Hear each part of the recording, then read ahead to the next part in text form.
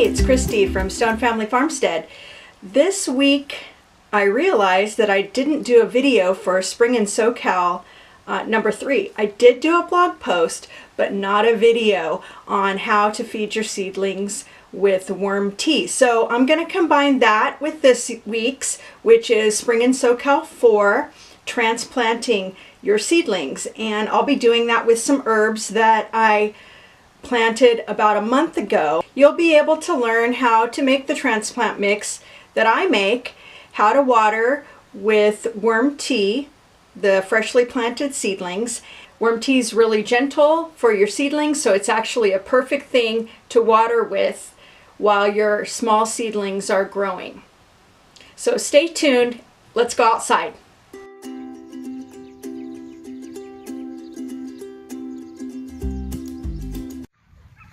So right now I'm heading out to go start my worm tea, and the worm tea is really easy. There's a couple ways that you can make that.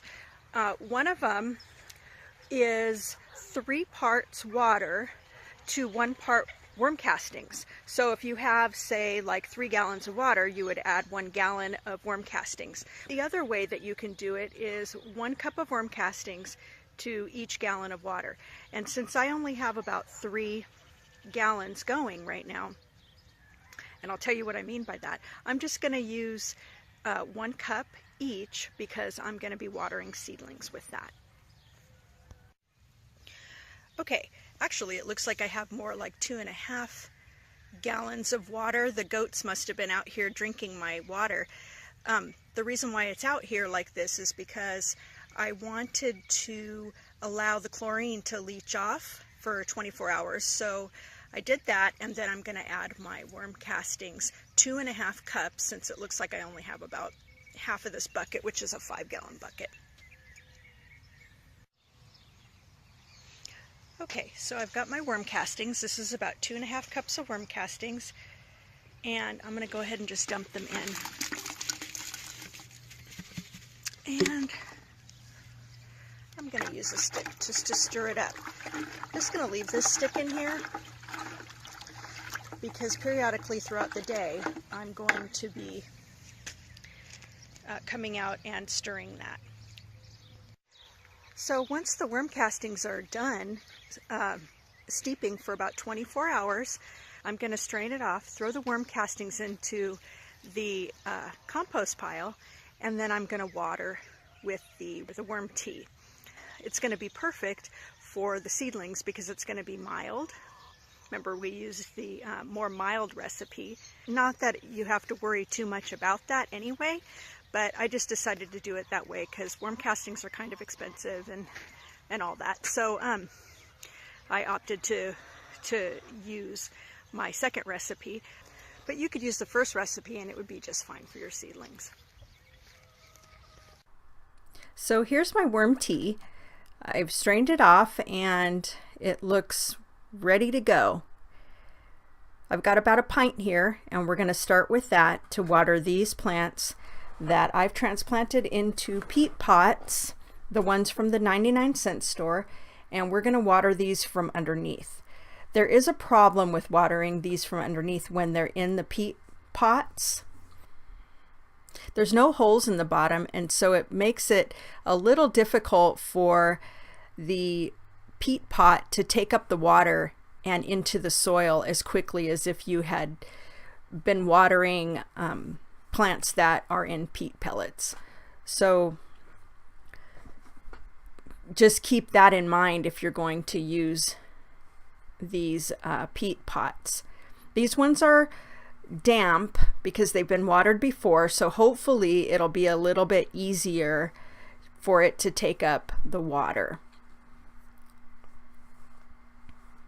Sometimes I try to water these from the top, but I like better to be able to water from the bottom. That way the leaves don't get wet, which is important for the health of the plant itself. So now I'm going to look for a gap where I can start watering and pour my worm tea right into these different gaps all around the tray, and just let all the pots just sit in it. Now these trays here, you can't fill up a whole lot because they have holes in the sides, but we're going to go ahead and just water with more worm tea if needed. But right now we'll just wait until for about 5 minutes. So these took a lot longer to absorb all of the worm tea, and even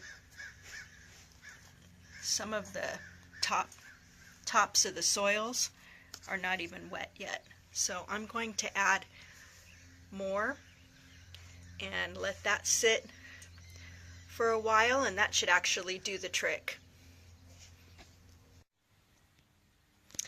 Okay, yeah, it looks like all of the liquid has been absorbed. Some of the tops are still a little bit dry, but most are all wet. So I ended up adding 3 pints of the worm tea, and everything looks happy and pretty, and that's pretty much it.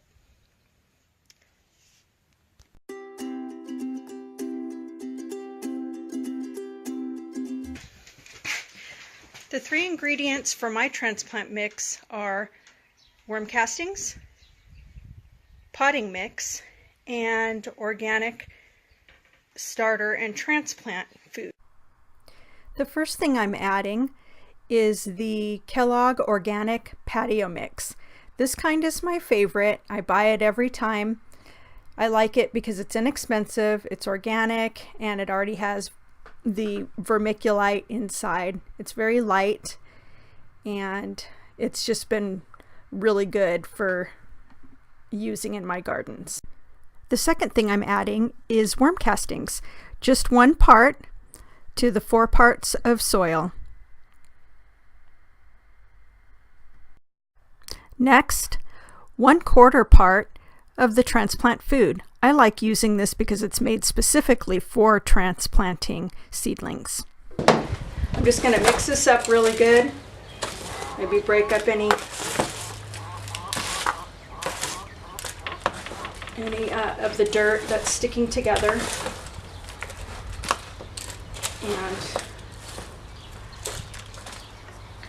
And this is what it ends up looking like. It's really beautiful. The plants that I'll be transplanting today are herbs that I planted like a month ago. So basically what I'm going to do is just use these peat pots that I got from the 99-cent store. I get a lot of my things from the 99-cent store for gardening, and if you haven't checked out my video about all the garden items that I buy from the 99-cent store, you might want to go back to my channel and check that out. But I just like using these peat pots. They're $1 for 16, so I feel like that's a great deal. I'm not going to plant all my herbs today because some of them are just too small. These peat pellets don't offer a whole lot of space for it to grow anymore, and I seed my herbs heavily, so I can see that the roots are growing nicely and they're ready to be transplanted. So I'm going to do the lemon balms first. And before I start using my transplant mix, I want to make sure to get it nice and wet.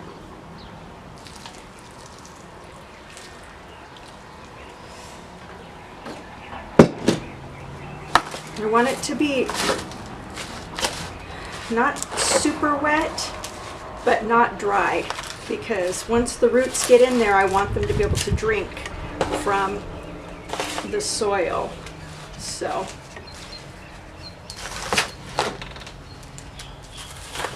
this looks wet enough.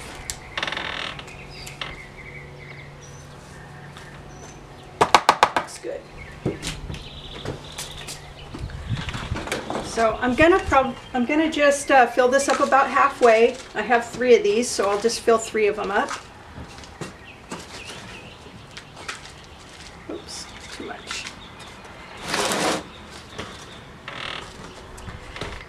I like to use these peat pellets, and you're supposed to be able to plant them with this netting on it, but I like to take it off.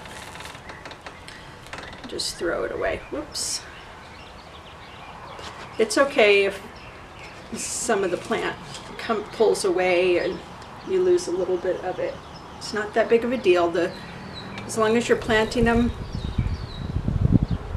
in a good soil mix, they're going to be all right. And ooh, this one's got a lot of awesome roots. I don't know if you could see that or not. These are going to be good plants. These are lemon balm. The next thing I'm going to do is just sit this right into here and just put some of my transplant mix. I'll do it right in front of the camera. Put a little bit of the transplant mix all around and just gently press it down. I'm going to try not to cover the leaves. There's so many tiny leaves on here. But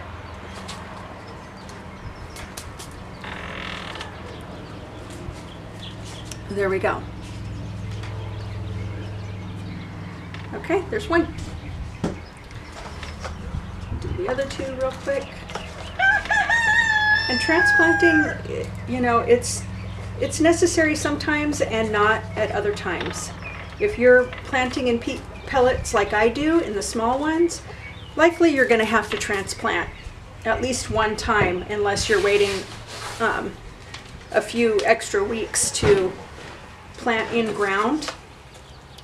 So I don't mind transplanting. Sometimes people use the 3-inch peat pellets, but I don't prefer those. They do eliminate the need for an extra transplant in between planting and planting in ground. But the problem that I always have with that is that they dry out a lot and they need so much water. So they don't work as well for me as the small ones. But you know, it's just basically up to whatever your preference is. So the next plants I'm going to plant are yarrow. I've been wanting to grow this for a long time, so I'm super stoked about this. So I'm going to use the same procedure, fill it halfway. Oops. One thing about these 99-cent store ones is that they're kind of hard to take apart. But still, you know, the difference in price makes it worth the learning curve, in my opinion. So the next thing I'm going to do is water. Wait a minute. That's not the next thing I'm going to do. The next thing I'm going to do is mark these. So actually I'll just use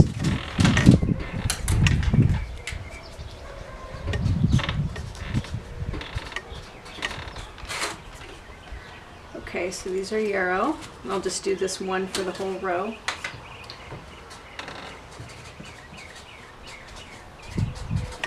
These are lemon balm. These smell so good, lemon balm. Okay, so the next thing I'm going to do is with a very mild fertilizer, I'm going to water these. They already have fertilizer in here, but I want to give them an extra boost.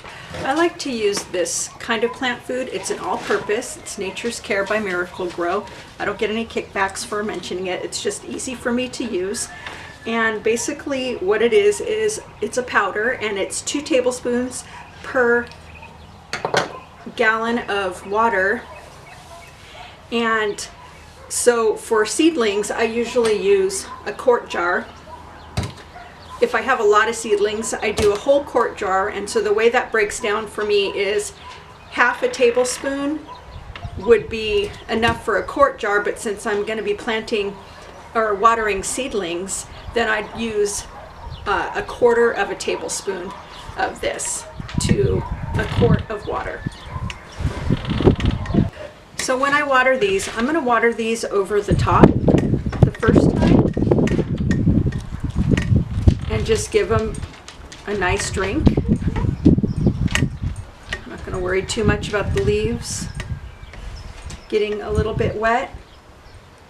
It's Not usually a good idea to let the leaves get wet, but I think it's going to be all right. So I just wanted to go ahead and give them a quick fertilize.